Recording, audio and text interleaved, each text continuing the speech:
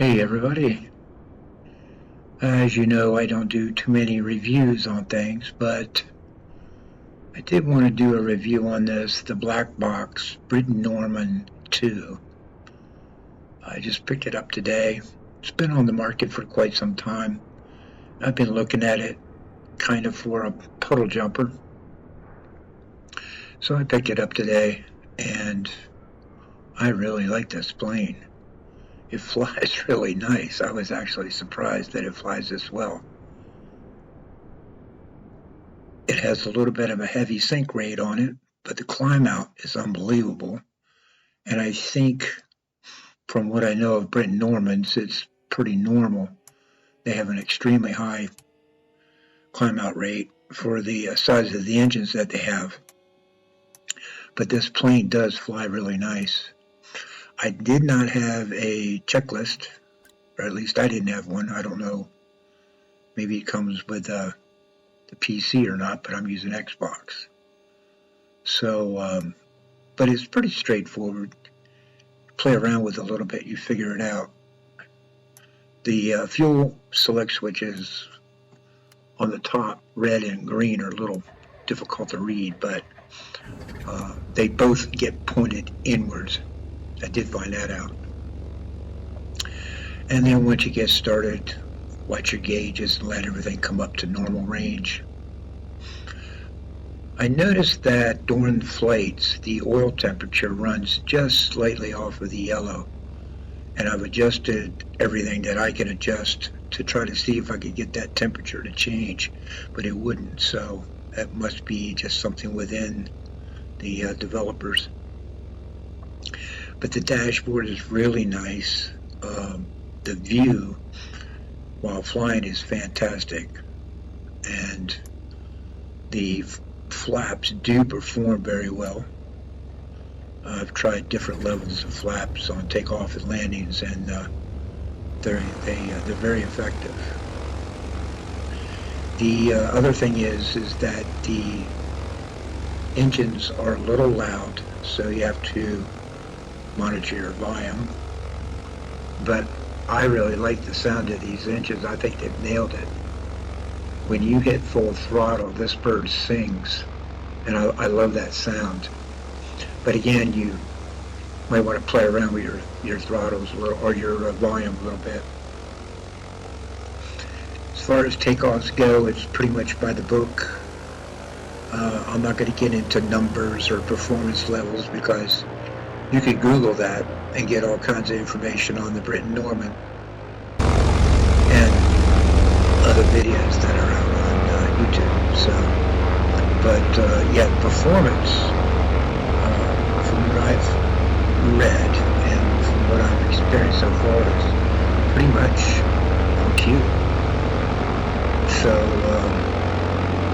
I'm going to stop right here, and this is a small flight from Marathon, Florida down to Key West, and I'll cut in somewhere around Atlanta.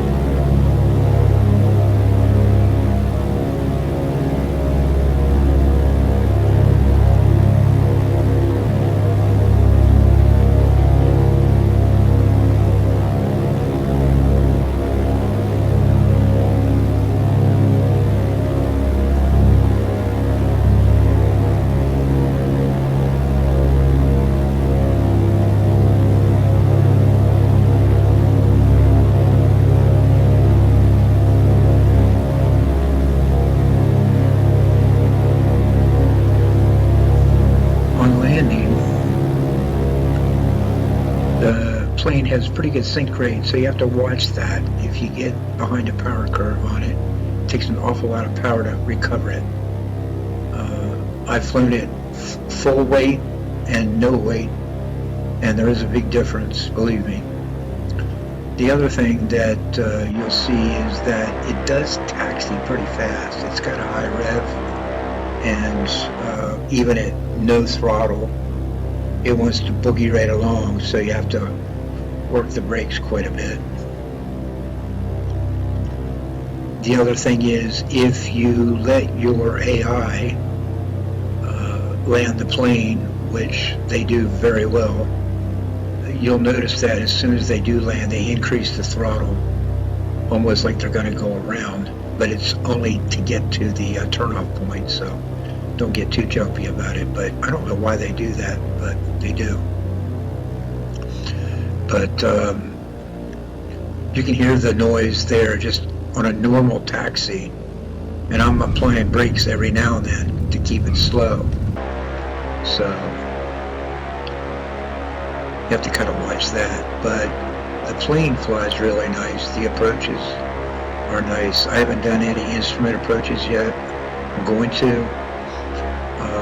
It should handle it pretty good. One thing I will say, make sure you have your compass setting and electronic compass matched, and that you have your barometric pressure set, or the altimeter will, or the autopilot will not work right. And then shut down is pretty well known. Just throw all the switches to the reverse. And then you have four selectors on the left-hand side of the dash that open up all the doors. And you also have a ground service checklist that you can select, which is in the right door panel. And you can put P.2 covers on, the engine cowling covers, tie down or aileron and elevator locks. So that's pretty cool. And chocks. So there's your switches for your doors. Anyway, I love this plane. It's fun to fly. I'm glad I got it. Paid $14 for it. That's not bad. It's a couple cups of coffee at Starbucks. Talk to y'all later.